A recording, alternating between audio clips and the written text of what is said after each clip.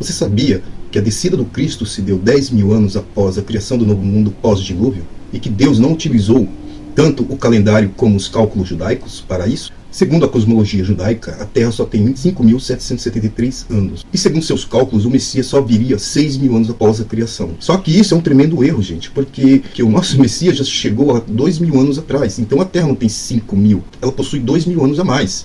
E valendo lembrar que essa data de 6.000 anos, ela pode estar totalmente equivocada. Porque existem referências a 7, 8.000, 9.000 e 10.000 anos, ao qual o cálculo correto, acredito eu, que esteja se referindo, é 10.000 anos. Agora a gente vai passar a entender o calendário cósmico.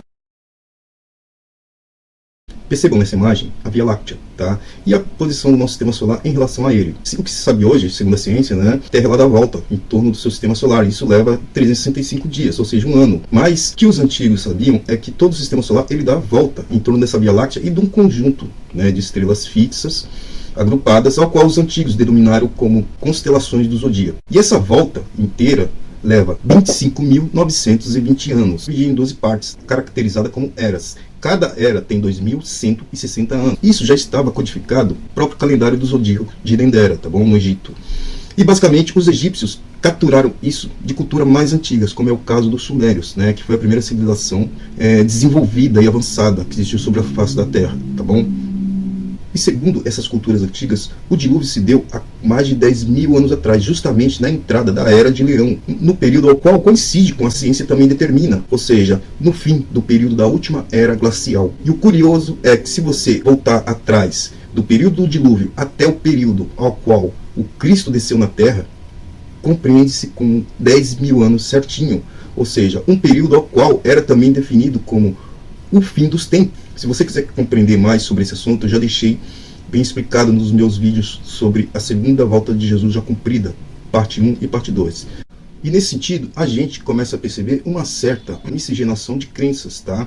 Porque basicamente a era judaica se iniciou-se na era de Hades, justamente o carneiro, que é o símbolo do judaísmo, né? E depois temos a era cristã, que inicia-se justamente na era de peixes, sendo peixes um grande simbolismo do cristianismo. E agora temos a era de Aquário, configurando para muitos cristãos espiritualistas a era do Espírito Santo. E justamente finalizando um ciclo de 13.000 anos, ou seja, uma meia volta nesse ciclo de 26.000 anos. O que se percebe é que o judaísmo, basicamente, ele iniciou-se já na metade desse ciclo de 13.000 anos. O que basicamente consegue entender, como já havia se passado 6.000 anos do ano cósmico, a espiritualidade acabou resumindo, através de Moisés, as crenças e símbolos do fim dos tempos, justamente se casar com o ciclo cósmico. Então eu digo que, mesmo que eu houvesse chegado a ter mais de 10.000 anos, sempre incorreria na mesma necessidade de morrer. José o Carpinteiro, sem número. Reparem nessa referência do apócrifo José o Carpinteiro. Ele pergunta a Jesus sobre a questão da vida de Enoque, acreditando que Enoque estaria vivo nos céus. E Jesus esclarece ele que se Enoque estivesse vivo, teria mais de 10.000 anos. E sabemos que a aparição do Enoque no calendário antediluviano foi bem próximo do dilúvio. Porque o mundo perdeu sua juventude e os tempos começaram a envelhecer.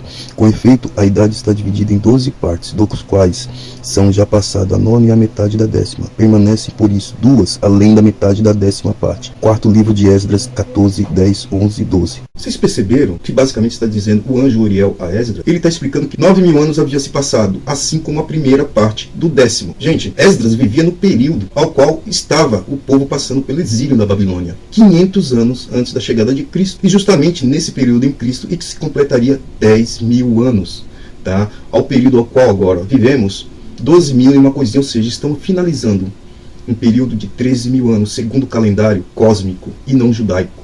E segundo alguns prognósticos de muitas religiões, crenças espiritualistas, e até mesmo com base nas palavras do Cristo que os tempos eram chegados, o período ao qual basicamente deve ocorrer um novo cataclismo global.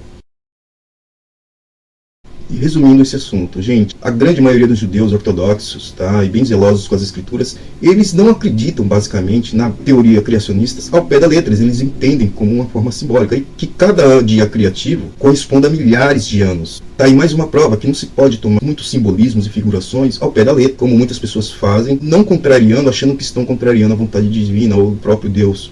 A ciência está aí para ajudar, né, para favorecer um cristianismo mais racional, ao qual muitos já estão exclamando, tá? Mas se você gostou do assunto, Acrescentou? Dá um like, nos segue aí para nos fortalecer, que quanto mais a gente crescer, mais informações eu vou acabar soltando para vocês, tá? Para aqueles que gostam do assunto.